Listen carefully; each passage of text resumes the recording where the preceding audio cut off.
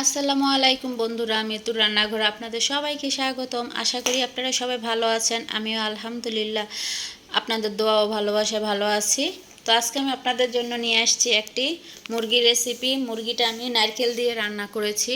তো চলেন দেখে আসি কী কী লাগে। একটা মুরগি নিয়ে নিয়েছি। এখানে আমি শিলপাটায় কিছু জিরা, দারচিনি, এলাচ, লবঙ্গ, গোলমরিচ এগুলো নিয়ে আমি পাটায় বেটে নিয়েছি। বাটা মশলা রান্না খুবই মজা হয়। এখানে নিয়েছি পেঁয়াজ কুচি, তারপর নারকেলটা আমি খোসা ছাড়িয়ে এভাবে উপরের কালো অংশটা কেটে নিয়ে লম্বা করে পিসেস করে নিয়েছি। এখন আমি নিয়ে নিয়েছি হলুদ গুঁড়া, মরিচ গুঁড়া, ধনিয়া গুঁড়ো, আর নিয়ে নিয়েছি লবণ, আদা রসুন পেস্ট আর জিরা বাটা।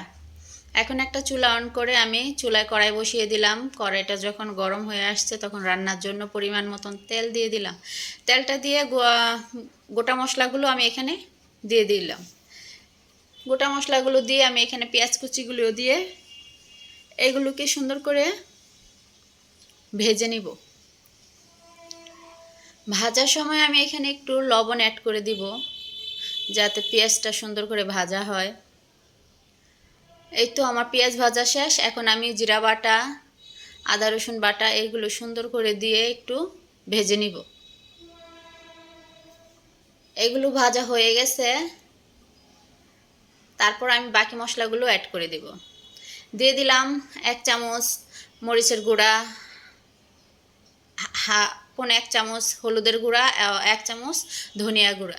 এগুলো এখন আমি একটু তেলের সাথে হালকা করে ভেজে পানি দিয়ে ভালো করে মশলাটাকে কষিয়ে নিব।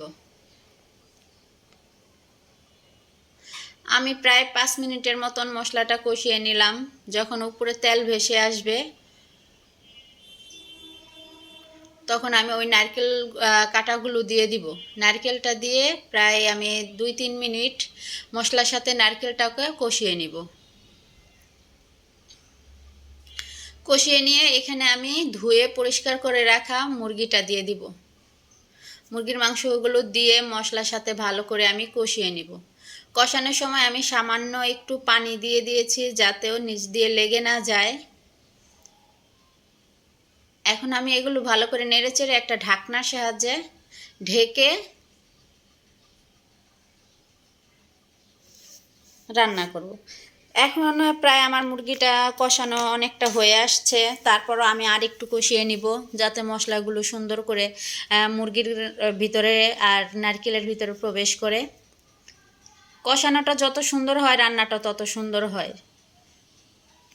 এখন আমার মুরগিটা প্রায় কষানো হয়ে গেছে। উপরে দেখেন যখন তেল ভেসে আসবে তখন ভাববেন যে কষানো হয়ে গেছে। এখন আমি এখানে রান্না করার জন্য পরিমাণ মতন পানি দিয়ে দিব।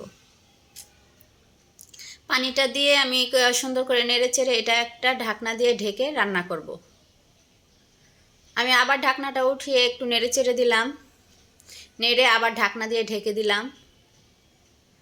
এখন আমার আরেক ঢাকনাটা উঠিয়ে আবার একটু নেড়েচেড়ে দিলাম। এখন আমার প্রায় রান্নাটা হয়ে গেছে। এই পর্যায়ে আমি লবণটা চেক করে নিব। লবণটা কম বেশি হলে আমি দিয়ে দিব। তারপর আমি এখানে কিছু জিরা ভেজে গুঁড়ো করে নিয়েছি, সেটা দিয়ে দিলাম। রান্নার শেষে যদি ভাজা জিরার গুঁড়োটা দেওয়া যায় তাহলে ফ্লেভারটা অনেক সুন্দর আসে, তরকারির স্বাদটা দ্বিগুণ হয়ে যায়। তো আমার নারকেল দিয়ে রান্নাটা আপনাদেরকে নারকেল দিয়ে মুরগির মাংস বা গরুর মাংস দুইটাই রান্না করা যায়। তো আমি আজকে মুরগির মাংস দিয়ে রান্না করলাম। তো আপনারা কে কে এভাবে নারকেল দিয়ে মুরগির মাংস রান্না করে খান আমাকে অবশ্যই জানাবেন। আর আমার ভিডিওগুলো যদি ভালো লেগে থাকে অবশ্যই সাবস্ক্রাইব করবেন, লাইক কমেন্ট শেয়ার করবেন আর আমার পাশে থাকবেন।